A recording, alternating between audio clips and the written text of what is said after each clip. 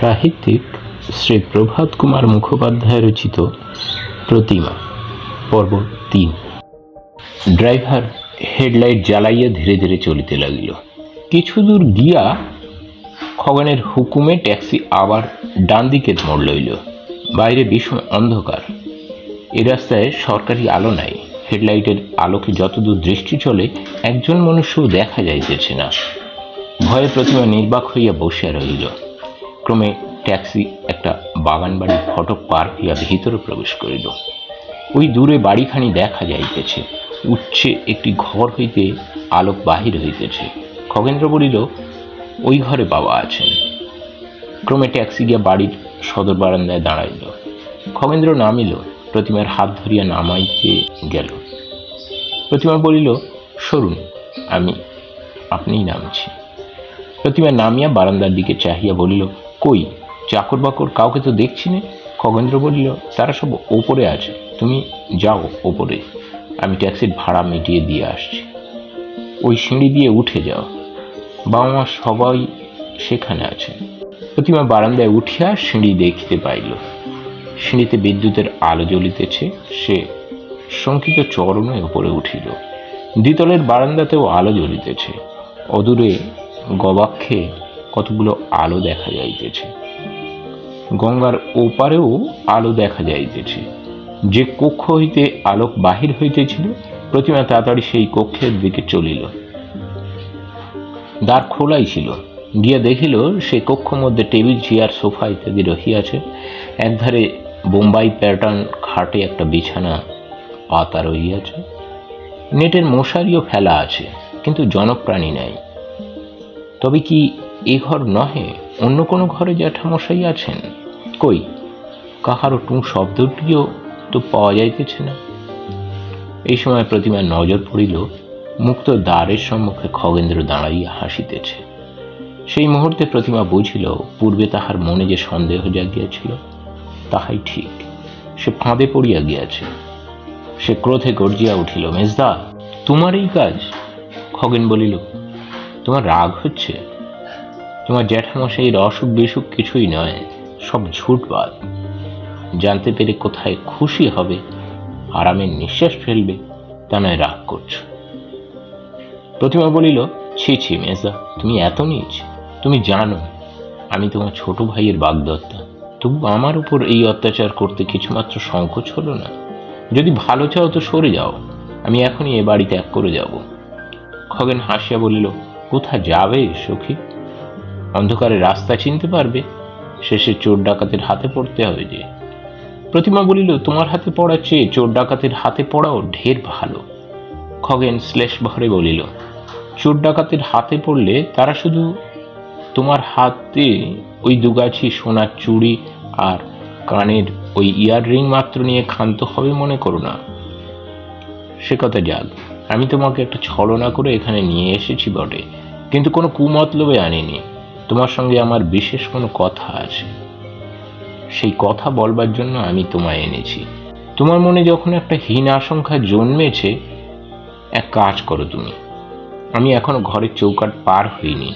তুমি দৌড় বন্ধ করে হুড়কো এঁটে দিয়ে ভেতর থেকে ডাবল তালা বন্ধ করে দিয়ে শোও। এখন তোমার সঙ্গে আমার কথা যা আছে তা কাল সকালে দিনের আলোয় হবে, বরং নেমে গিয়ে বাগানে বসে হবে, যাতে তুমি নিজেকে বন্দিনী না মনে করতে পারো। বলিয়া খগেন্দ্র পিছু হটিয়া বারান্দার রেলিং ঠেস দিয়া দাঁড়াইল। প্রতিমা ভাবিয়া কিছু স্থির করিতে পারিল না। খগেন্দ্রর এই সাধুতা কপট না সরল। ভাবিল, যা হোক, এখন তো ওকে বিদায় করি। এই ভাবিয়া বলিল, আচ্ছা, এখন আপনি যান, কাল সকালে উঠে আপনার কথা আমি শুনব। খগেন্দ্র রেলিং ছাড়িয়া দ্বারের নিকট অগ্রসর হইয়া আসিয়া দাঁড়াইয়া বলিল, আচ্ছা তাই, আমি এখন যাচ্ছি। ওই দেয়াল আলমারির ভিতর আমি আমার দুজনের জন্যই খাবার টাবার আনিয়ে রেখেছিলাম। একটা প্লেটে করে আমায় যা হোক কিছু দাও, আমি ও ঘরে গিয়ে খাইগে, দৌড় বন্ধ করে তুমিও খাও। ওই কোণে সরাইয়ে জলও আছে। প্রতিমা দেয়াল আলমারিটার পানে চাহিয়া বলিল, আপনি ভেতরে আসুন মেজদা, নিজেই নিয়ে যান। বলিয়া সে একখানা চেয়ার টানিয়া বসিল। খগেন্দ্র ঘরের মধ্যে প্রবেশ করিয়া দেয়াল আলমারির নিকট গিয়া প্লেটে খাবারগুলি সাজাইল, একটা নিয়া টেবিলের উপর রাখিয়া বলিল, এই তোমার খাবার রইল। প্রতিমা দুহাতে মাথা ধরিয়া নতমুখে বসিয়াছিল, কোনো উত্তর দিল না। খগেন্দ্র অপর প্লেট হস্তে লইয়া বাহির হইবার সময় বলিল, দেখো প্রতিমা, আমি কোনো মন্দ অভিপ্রায়ে তোমাকে এখানে এনেছি তা তুমি মনে করো না। আমি অগ্রপশ্চাৎ না ভেবে নিতান্ত প্রাণের দায়ী এ কাজ করে ফেলেছি, একথা তুমি বিশ্বাস করো। এখন আসি তাহলে, তুমি দরজা বন্ধ করে দাও। এখানে কোনো ভয় নেই, আমি পাশের ঘরেই রইলাম, নিচের তলায় 3 জন মালি শুয়ে আছে, তুমি খেয়ে দিয়ে নিশ্চিন্তে ঘুমাও। বলিয়া খগেন্দ্র প্রস্থান করিল। দ্বার পথে প্রতিমা তাহাকে বাহির হইতে দেখিল। সুইচ টেপার শব্দ হইল, বারান্দার আলো নিবিল, তারপর পার্শ্বের কক্ষের দ্বার বন্ধ হইবার শব্দ পাইল। প্রতিমা বসে ভাবিতে লাগিল, খগেন্দ্র সাধুতাপূর্ণ উক্তি সত্য না অভিনয়। সাধুতার ভানে নিশ্চিন্ত করিয়া হঠাৎ নিজ মূর্তি ধরিবে না তো? বারান্দার আলো নিভিয়াছে, দুয়ার বন্ধেরও শব্দ হইয়াছে। সত্যিই কি সে পাশের কক্ষে প্রবেশ করিয়াছে, না এই দরজারই বাইরের দেয়ালে ঘেঁষিয়া দাঁড়াইয়া আছে? আমি দ্বার বন্ধ করিতে গেলেই আমায় আক্রমণ করিবে। প্রতিমা দেখল টেবিলের উপর তাহার আহারের প্লেটের নিকট ছুরি কাঁটাও দিয়া গিয়াছে। সে তখন আস্তে আস্তে উঠিয়া টেবিলের নিকট গিয়া ছুরিখানা তুলিয়া লইল। যদি দুর্বৃত্ত সহসা আক্রমণ করে তবে ছুরির সাহায্যে আত্মরক্ষা করিতে চেষ্টা করিবে। ছুরিখানা ডান হাতে শক্ত করিয়া ধরিয়া সে দ্বারের দিকে অগ্রসর হইল। বাহির হইয়া দেখিল না, কোথাও কেহ নাই। সে তখন নিশ্চিন্ত হইয়া ঘরের মধ্যে ফিরিয়া ওপরের নিচের ছিটকানি এবং দ্বারের হুড়কা ভালো করিয়া বন্ধ করিয়া দিল। এই দ্বারের বিপরীত দিকে আরেকটি দ্বার আছে, সেই দ্বারের বাহিরে খানিকটা খোলা বারান্দা। প্রতিমা সেখানে গিয়া ভালো করিয়া দেখিল না, অন্য কোনো ঘর বা বারান্দা হইতে এই বারান্দায় আসিবার উপায় নাই। নিচে হইতে মই লাগাইয়া অবশ্য আসা যায়, সে দ্বারটিও প্রতিমা ভালো করিয়া বন্ধ করিয়া দিল। রাত্রি এখন 9টা। বোর্ডিংয়ে সে শান্ত ভোজন করিয়া আসে নাই। এতক্ষণে সে বেশ ক্ষুধা অনুভব করিল। সে টেবিলের উপর খাদ্যগুলির পানে সে লুব্ধ দৃষ্টিতে চাহিল, কিন্তু খাইতে সাহস হইল না। কি জানি উহার সহিত যদি কোনো মাদক দ্রব্য মিশ্রিত থাকে, খাইয়া সে অচেতন হইয়া পড়ে। তারপর খগেন্দ্র কোনো অজ্ঞাত পথে বা উপায় যদি কক্ষ মধ্যে আসিয়া প্রবেশ করে। না, ওসব জিনিস খাওয়া কোনো ক্রমেই যুক্তিযুক্ত নহে। প্রতিমা তখন বিছানায় গিয়া বসিল, আলো নিবাইল না, ঘুমাইবে না ইহাই সে স্থির করিয়াছে। বসিয়া বসিয়া নিজ জীবনের কথা ভাবিতে লাগিল। পিতামাতার কথা মনে পড়িয়া তাহার চক্ষু সজল হইয়া আসিল। তাহারা যদি বাঁচিয়া থাকিতেন তবে কি তাহাকে এইসব দুর্ভোগ সহিতে হইত? প্রতিমার চোখ দিয়ে টসটস করিয়া জল পড়িতে লাগিল। এমন সময় পাশের ঘর হইতে সে একটা আওয়াজ শুনিতে পাইল। কিসের আওয়াজ? প্রথমটা স্থির করিতে পারিল না। তারপর মনে হইল উহা বোধ হয় সোডার বোতল খোলার আওয়াজ। রাত্রে সে ঘুমাইল না, জাগিয়াই থাকিবে স্থির করিয়াছিল, কিন্তু বসিয়া বসিয়া বড় ক্লান্তি বোধ হইল। তখন ভাবিল শুইয়া জাগিয়া থাকিবে। শুইয়া শুইয়া সে দ্বিতীয়বার সোডা খোলার শব্দ পাইল। বুঝিল খগেন মদ্যপান করিতেছে। তখন ভাবিল এক কার্য করিলে হয় না, খানিক পরেই খগেন মাতাল হইয়া ঘুমাইয়া পড়িবে, তখন পলায়ন করিলে তো হয়। কিন্তু খগেন চোর ডাকাতের হাতে পড়িবার ভয় দেখাইয়া রাখিয়াছিল, সুতরাং প্রতিমা সে মতলব ত্যাগ করিল। একে দুর্ভাবনা, তার উপর ক্ষুধার জ্বালা, ইহাতে প্রথমটা জাগিয়া থাকিবার একটু সুবিধা হইল। কিন্তু রাত 12টার পর আর সে পারিল না। ঘুমে তাহার চক্ষু ভাঙিয়া পড়িতে লাগিল। প্রতিমা নিদ্রায় অচেতন হইয়া পড়িল। ভোরবেলায় ঘুম ভাঙিল। ঘরে বিদ্যুতের আলো জ্বলিতে ছিল বলিয়া প্রথমে সে বুঝিতে পারে নাই যে ভোর হইয়াছে। একটু পরেই কাক ডাকিয়া উঠিল। প্রতিমা তখন বিছানা ছাড়িয়া নামিয়া পড়িল। কোনটা ভিতর বারান্দা হইতে ঘরে ঢুকিবার দ্বার এবং কোনটা গঙ্গার দিকের বারান্দার দ্বার, তাহা সে প্রথমে স্থির করিতে পারিল না। ক্রমে স্মরণ হইল, ঘরে ঢুকিয়া কোন দিকে শয্যা এবং কোন দিকে খাবার টেবিল দেখিয়াছিল। এইরূপে দিক নির্ণয় হইলে সে ধীরে ধীরে গিয়া গঙ্গার দিকের বারান্দায় বাহির হইবার দ্বারটি সন্তর্পণে খুলিল। ভোরের শীতল বায়ু আসিয়া অঙ্গে লাগিল। দূরে গঙ্গার জল দেখিয়া তাহার মনে পুলক সঞ্চার হইল। যুক্ত করে ললাট স্পর্শ করিয়া সে গঙ্গা দেবীকে প্রণাম করিয়া বায়ু সেবনের অভিপ্রায়ে বারান্দায় গিয়া দাঁড়াইয়া রহিল। তখন হঠাৎ প্রতিমার মনে হইল, এই প্রথম পালাইলেই তো হয়। মাতালেরা অধিক বেলা অবধি ঘুমায়, ইহা সে শুনিয়াছিল। খগেন্দ্র সম্ভবত এখন গভীর নিদ্রায় মগ্ন। মালীরা ভৃত্যগণ বোধ হয় ঘুমাইতেছে। এই তো উত্তম সুযোগ। প্রতিমা তখন পাশের গোসলখানায় প্রবেশ করিয়া মুখ হাত ধুইয়া লইল। ঘরে আসিয়া দর্পণের নিকট দাঁড়াইয়া নিজকে বেশ সুসমৃদ্ধ করিয়া লইল। সন্তর্পণে হুড়কা ও ছিটকানি খুলিয়া দ্বার খুলিবার মানসে উহা টানিল, কিন্তু অল্প একটু খুলিয়া আর খুলিল না। দেখিতে পাইল বাহিরের কড়াই তালা বন্ধ। তখন সে হতাশ হইল, বিছানায় আসিয়া বসিল। অল্পক্ষণ পরেই বাগানে গাছের মাথায় গঙ্গার জলে রৌদ্র চিকমিক করিয়া উঠিল।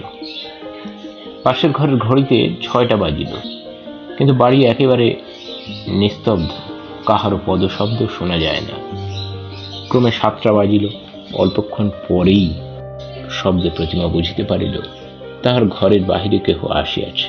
তারপর ঠক ঠক আওয়াজ এবং খগেনের কণ্ঠস্বর। প্রতিমা, ওঠো। প্রতিমা দ্বারের কাছে গিয়া বলিল, আমি অনেকক্ষণ উঠেছি। দোরে তালা বন্ধ করে রেখেছেন কি জন্যে? খুলে দিন।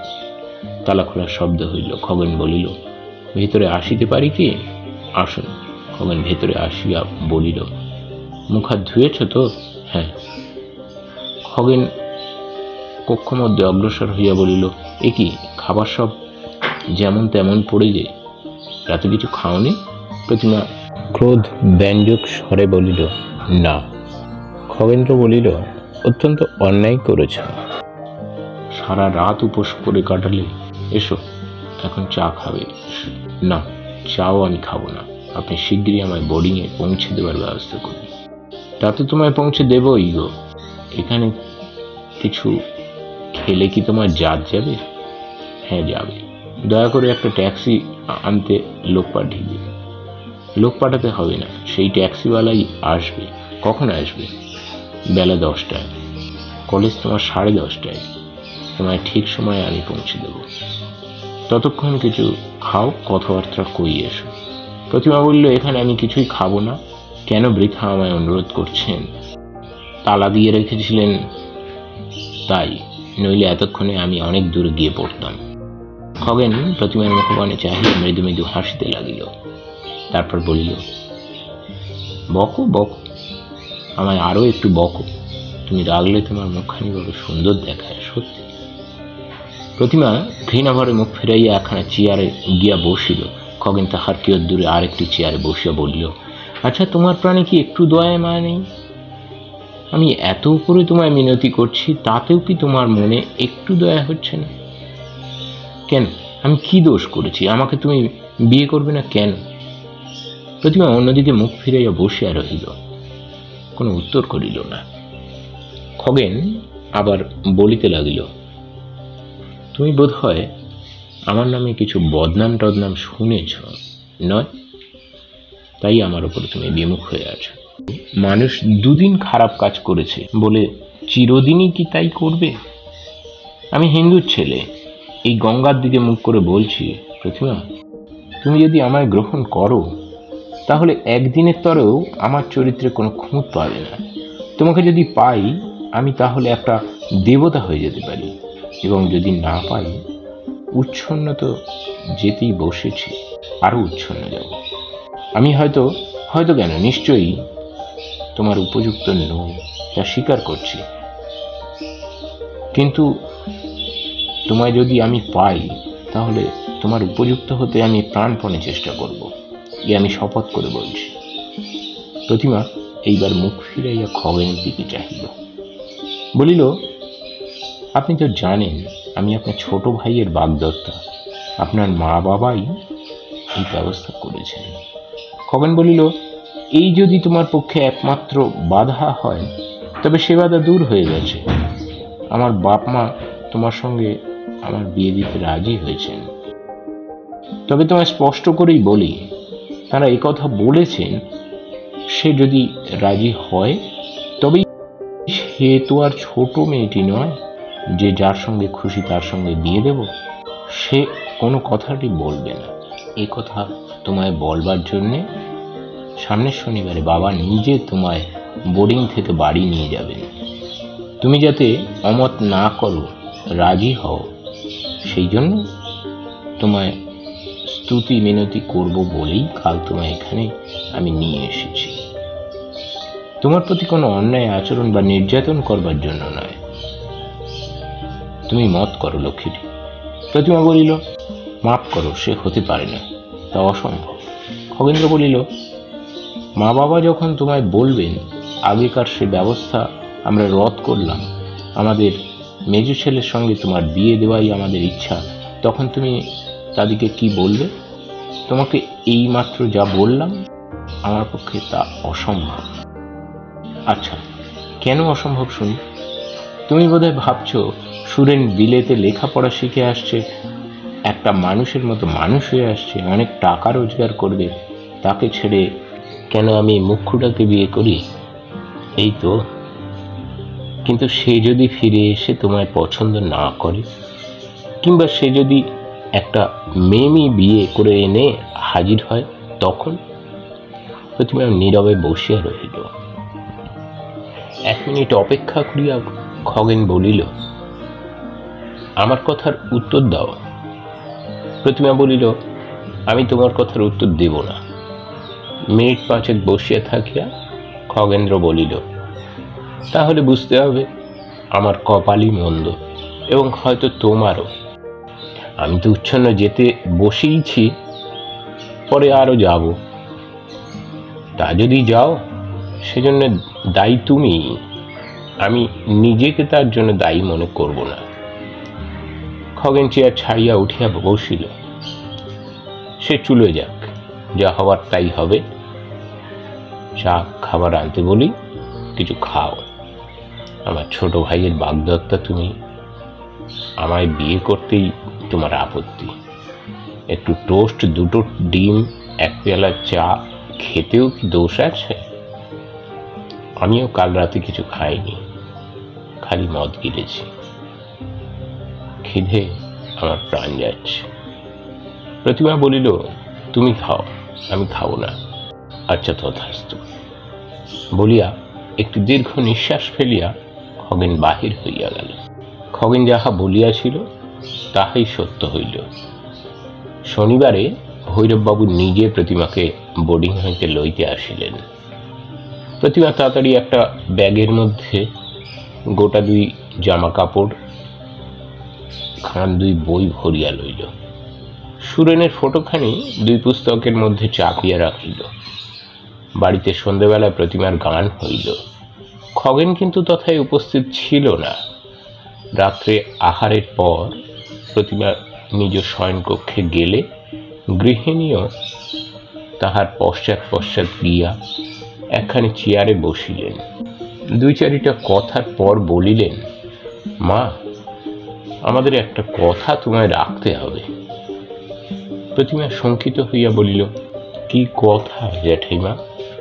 গৃহিণী বলিতে লাগলেন, আগে তো আমরা মনে মনে স্থির করেছিলাম সুরেন বিলেত থেকে ফিরে এলে তারই সঙ্গে তোমার বিয়ে দেব, কিন্তু খগেন নাছোড়বান্দা হয়ে পড়েছে। তুমি তো শুনেছ মা, আজ 2 বছর হলো মেজ বৌমা মারা গেছেন। তারপর থেকে আমরা ওর বিয়ে দেবার জন্য কত চেষ্টাই করলাম, কিন্তু তখনও কিছুতেই বিয়ে করলে না। বললে জীবনে আরও বিয়ে করবেই না। তারপর কুসঙ্গে পড়ে বিগড়ে গেল। রোজগারও বড় কম করে না, কিন্তু সব টাকাই ওড়াতে শুরু করলে। ওর এয়ার বক্সিদের কাছ থেকে ওকে তফাৎ করার জন্য ও যে অফিসে দালালি কাজ করে, সে অফিসের বড় সাহেবকে কর্তা গিয়ে ধরলেন যে ওকে কিছুদিনের জন্য অন্য কোথাও পাঠিয়ে দাও। সাহেব দিলেও তাই। বোম্বাইয়ে গিয়ে 6 মাস রহিল। তারপর ফিরে এসে এ বাড়িতে তোমায় ও দেখলে। কিন্তু কি যে সোনার চোখে তোমায় দেখলে বাছা, তা বলতে পারি নে। তোমার বিয়ে করবার জন্য ধরে পড়ল, কিন্তু তখন আমরা রাজি হলাম না। সুরেনের হাতে তোমায় দেব স্থির করে রেখেছিলাম, তাকে সে কথা চিঠিতেও লিখেছিলাম। তোমার ফটোগ্রাফ পর্যন্ত তাকে উনি পাঠিয়ে দিয়েছিলেন। তারপর রাতে তোমার ঘরে ঢুকে খগেন উৎপাত করলে বলেই তোমায় বোর্ডিংয়ে পাঠানো। এসব কথাই তো তুমি জানো। তোমার দিক থেকে ওর মন ফেরাবার জন্যে কয়েকটা ডাগর ডাগর সুন্দরী সুন্দরী মেয়ে ওকে দেখানো হলো, কিন্তু কিছুতে কিছু হলো না। তোমায় বিয়ে করার জন্য ও ধনুর্ভঙ্গ পণ করে বসলো। সেদিন এই নিয়ে কর্তা একটু কড়াভাবে ওকে শাসন করলেন। সেই রাতেই এ বাড়ি থেকে পালালো, আর বাড়ি আসে না। কর্তা রোজ তার অফিসে গিয়ে খোঁজ করেন, অফিসেও আসে না। তারপর অনেক সন্ধানে এক কুপল্লীতে ওকে পাওয়া গেল। 4-5 দিন সেখানে পড়ে আছে, দিন রাত মদ খাচ্ছে। যখন সেখানে পৌঁছলেন তখন ও বেহুশ। সেই অবস্থাতে ওকে তুলে বাড়ি আনলেন। ডাক্তার এনে ওষুধ খাইয়ে অনেক শুশ্রূষা করার পর তার জ্ঞান হলো। জ্ঞান হলে পরে সে বললে, কেন তোমরা আমায় নিয়ে এলে? মদ খেয়ে খেয়ে মরে যাব বলেই তো আমি সেখানে গিয়েছিলাম। অথচ দেখো, বোম্বাই থেকে ফেরার পর সেই দিনটি ছাড়া যেদিন রাত্রে তোমার ঘরে গিয়ে উৎপাত করেছিল, আর কোনোদিন মদ খেয়েছে বলে আমরা জানতে পারিনি। সন্ধ্যাবেলা বাড়িতেই থাকতো, কোথাও বেরোতো না। ছেলেটা নেহাত মধুপথে যায় দেখে কর্তাকে অনেক বলে করে আমি তাঁর মত করেছি। পরশু উনি সুরেনকেও চিঠি লিখে দিয়েছেন, আর তুমি অমত করো না মা, লক্ষ্মী আমার। কার্তিক মাসটা কাটলেই 5ই অগ্রহায়ণ ভালো দিন আছে, ওই দিনেই শুভ কার্যটি হয়ে যাক। এই বলিয়া গৃহিণী ব্যাকুল নেত্রে প্রতিমার মুখপানে চাহিয়া রহিলেন। প্রতিমা নীরবে নতমুখে বসিয়া রহিল। কিয়ৎক্ষণ অপেক্ষা করিয়া গৃহিণী বলিলেন, বলো মা, যে তোমার আপত্তি নেই।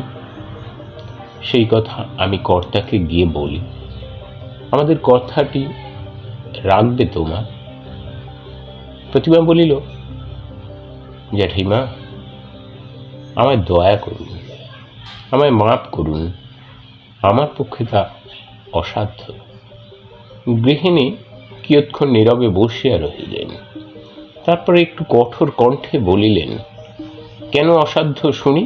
এই কথার উত্তর দিতে প্রতিমার বড় লজ্জা করিতে লাগিল, কিন্তু জোর করিয়া লজ্জাকে মন হইতে দূর করিয়া সে বলিল, আমি এই 4 মাস আপনার ছোট ছেলেকেই আমার স্বামী জ্ঞানে মনের মধ্যে নিত্য পুজো করে এসেছি।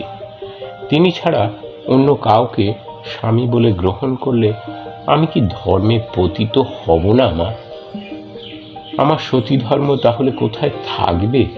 গৃহিণী বলিলেন, তুমি কিন্তু অবাক করলে বাছা। যাকে চোখে পর্যন্ত দেখলে না কোনোদিন, সে তোমার স্বামী হয়ে গেল? এই যে সব দেখছি নোভেলি কারখানা।